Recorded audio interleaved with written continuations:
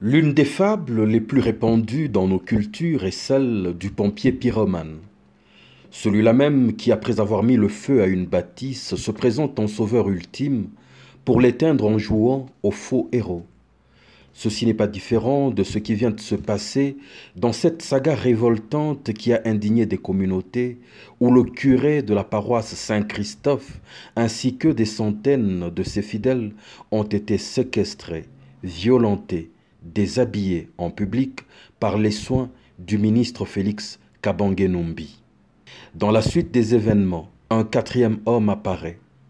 Il s'agit du président de l'Assemblée nationale, Aubin Minaku, qui s'est donné le rôle de libérateur, venu à la rescousse du curé pour organiser sa libération, devant les mêmes caméras qui l'ont filmé, déshabillé.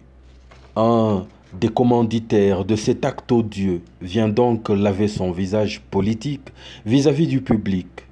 C'est aussi un geste à placer dans cette bataille effrénée qu'ils se livrent eux-mêmes pour le dauphinat à la tête du pays. Mais ceci est une autre histoire.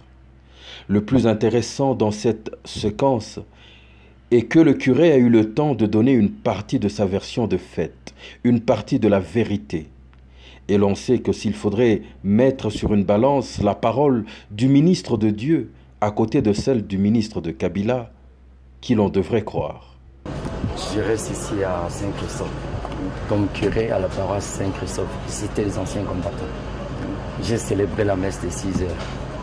Comme on avait reçu donc les communiqués de laïcs, coordination des laïcs, de marcher pacifiquement. Après la messe, avec mes fidèles, quelques-uns qui étaient là, on s'est mis à marcher.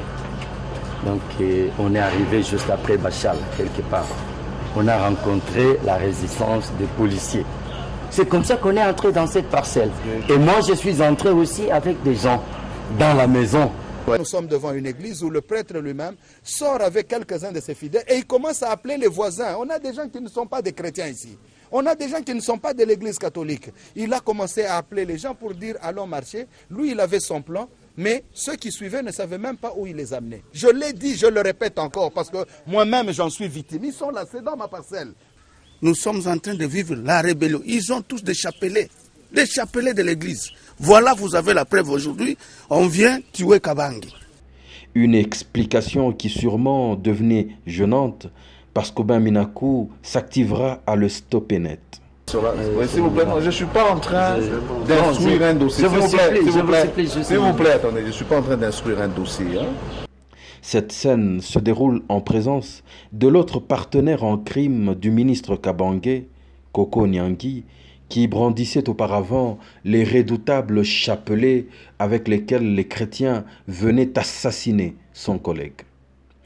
Et comble d'ironie, expression de ce cynisme qui est devenu leur, pensant se donner un visage plus humain, ils vont proposer au curé de la nourriture, de la boisson et même une chaise. Soyez calme. Oui, on va vous donner une chaise, vous allez vous asseoir calmement. Si vous voulez vous restaurer, vous allez vous restaurer. Mais n'ayez aucune crainte. Dès qu'on puisse le mettre une chaise là-bas. Pour jouer aux hommes dignes, alors que sans vergogne, il le déshabillait devant ses fidèles.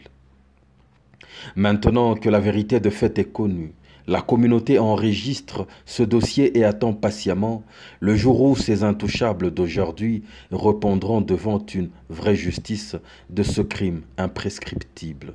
L'on s'est tous révoltés, emportés à la vue du traitement esclavagiste subi par nos compatriotes en Libye.